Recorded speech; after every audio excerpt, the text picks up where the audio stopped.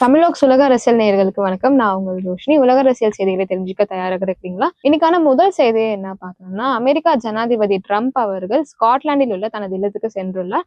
அங்கு அவரை சந்திக்க இங்கிலாந்து பிரதமரான கேர் ஸ்டார்மர் அவர்கள் தன்னுடைய மனைவி விக்டோரியாவுடன் சென்று சந்தித்தார். அப்போது அவர் என்ன கூறியிருக்காருன்னு பார்த்தோம்னா, இஸ்ரேலில் தாக்குதல் நீடித்து வருவதால காசால உணவு தட்டுப்பாட்டை அமெரிக்கா ஒரு முக்கிய பங்காற்ற வேண்டும் சொல்லிட்டு அவர் கேட்டுக்கொண்டுள்ளார்.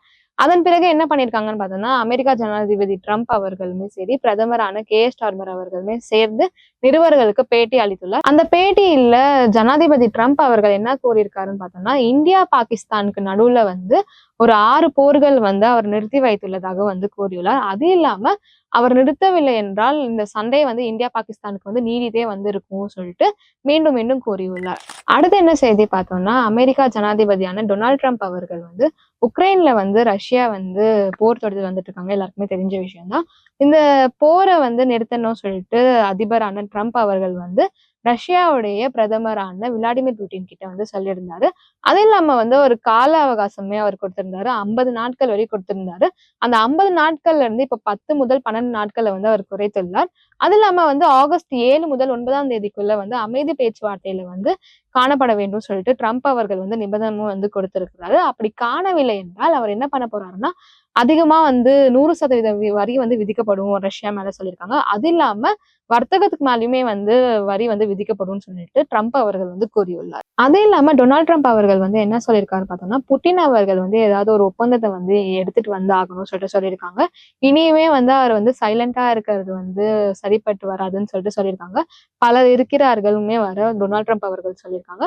அது இல்லாம உக்ரைன் மேல ரஷ்யா நிறைய தாக்குதலுமே ஏற்படுத்திட்டு வந்துட்டு இருக்காங்கன்னு அவர் சொல்லியிருக்காரு. எந்த மாதிரி தாக்குதல் பார்த்தோம்னா, 300க்கும் மேற்பட்ட ட்ரோன்களை ஒரே நைட்ல வீசியிருக்காங்க.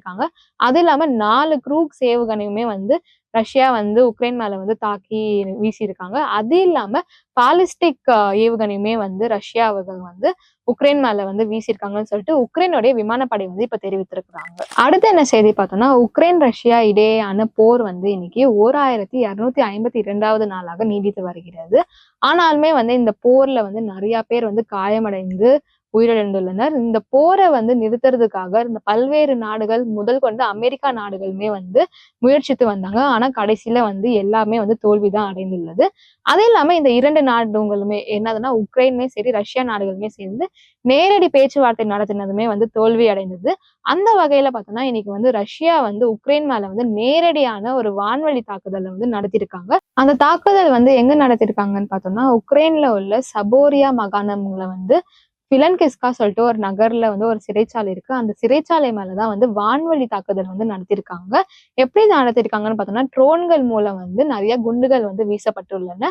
எக்ஸாக்டா 17 பேர் சிறை கைதிகள் உயிரிழந்துள்ளனர் இந்த குண்டுகள் வீசப்பட்டதால.